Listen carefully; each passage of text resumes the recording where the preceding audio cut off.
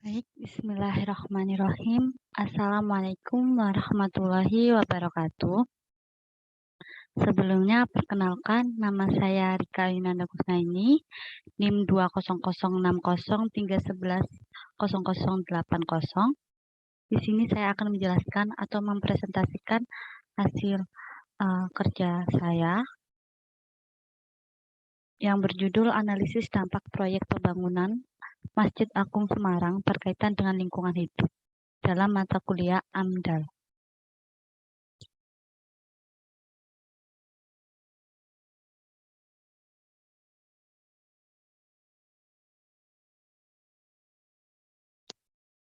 Baik, langsung pada latar belakang atau alasan mengapa saya memilih proyek tersebut. Masjid merupakan tempat ibadah kaum muslim. Masjid Agung Jawa Tengah atau yang disingkat MAJT adalah masjid yang berada di Kota Semarang di atas lahan 10 hektar. Yang mana lahan 10 hektar merupakan lahan yang sudah cukup luas. Pada dasarnya, setiap prasarana umum akan menimbulkan dampak terhadap lingkungan hidup. Maka dari itu penting untuk menganalisis proses pembangunan sejak awal. Salah satu upaya pencegahan kerusakan lingkungan dapat dengan menerapkan atau meningkatkan efektivitas kegiatan sedini mungkin dengan penerapan analisis mengenai dampak lingkungan atau AMDAL. Berikut pula saya lampirkan foto atau gambar dari Masjid Agung Jawa Tengah.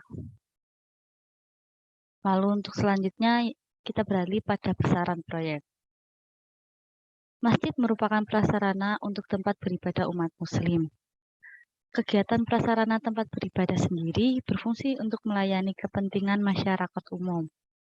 Potensi yang akan ditimbulkan berpengaruh pada tingkat kepadatan penduduk karena seiringnya pengubahan tata guna lahan.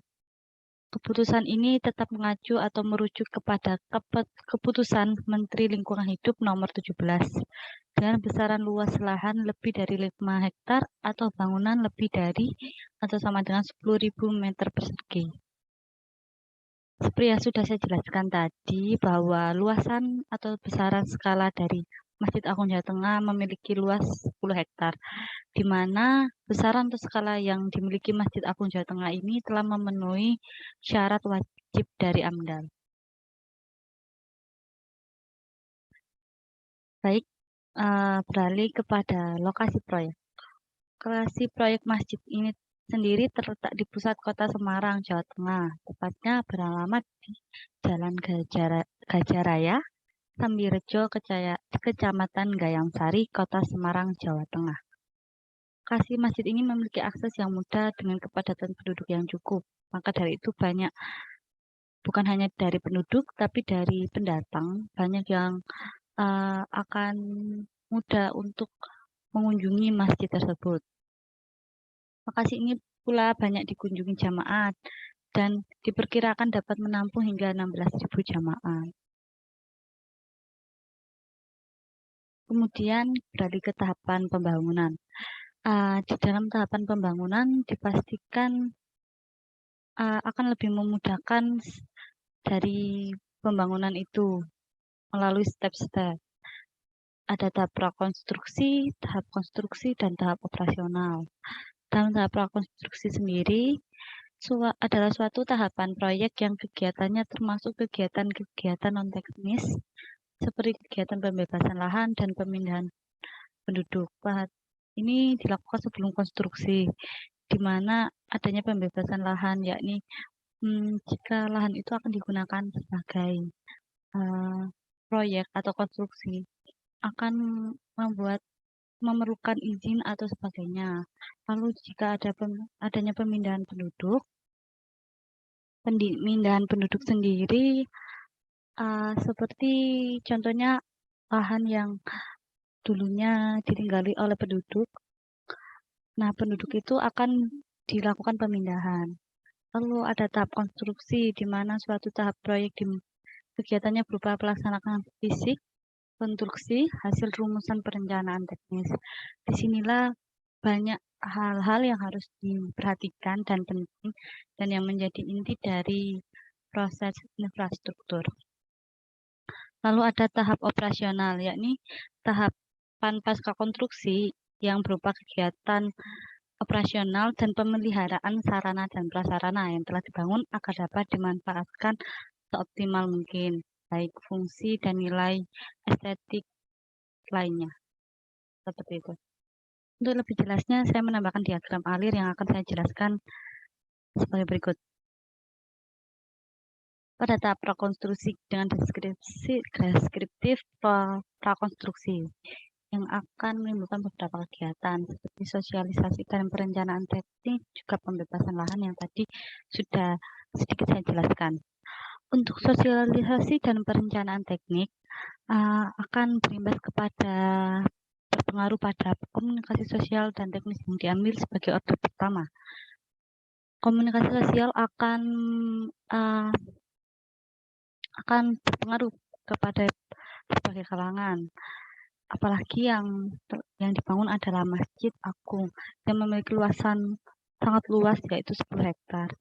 Komunikasi sosial ini jikalau pro akan memiliki partisipasi dari berbagai kalangan. Namun jikalau kontra, maka akan ada keresahan atau pertentangan dari berbagai kalangan. Lalu untuk kegiatan teknis yang diambil akan berdampak. Dampaknya sendiri ada dampak negatif dan dampak positif.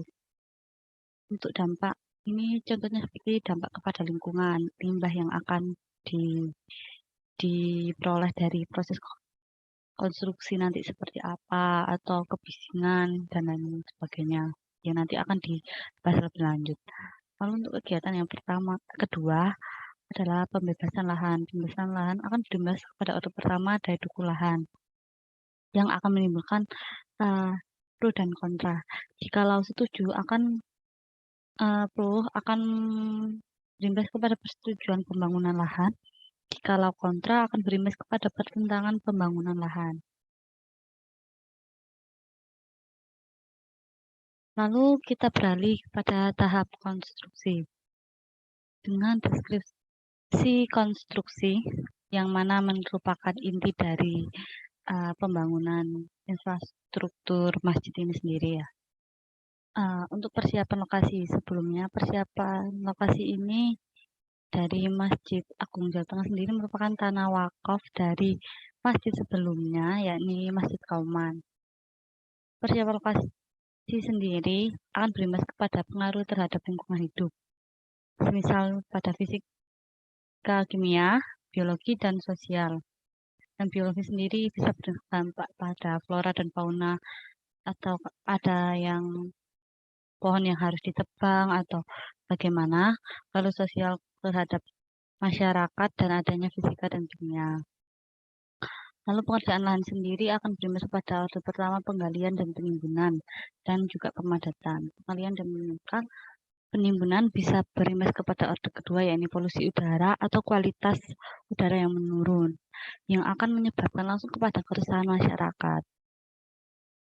Pemadatan sendiri akan berimbas kepada perubahan land cover. Perubahan land cover sendiri memiliki dua dampak, yakni daerah resapan air yang hilang dan bisa saja mengakibatkan banjir ataupun juga pencemaran tanah. Lalu terkait dengan mobilitas atau peralatan-peralatan ya. Pendatangan material yang besar dan berat akan mengakibatkan jalan itu rusak ataupun kemacetan yang dapat mengakibatkan lalu lintas terganggu. Lalu ada pembangunan menara dan payung. Masjid Agung Tengah sendiri mengusung tema seperti Masjid Nabawi yang memiliki menara yang besar dan payung-payung yang besar.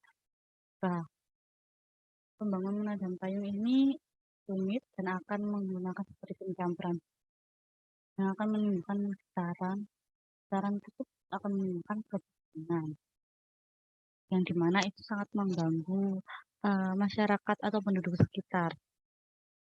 Namun dalam sisi positif terdapat rekrutmen tenaga kerja, di mana sangat banyak tenaga kerja yang dibutuhkan dengan luasan lahan yang sangat luas 10 hektar.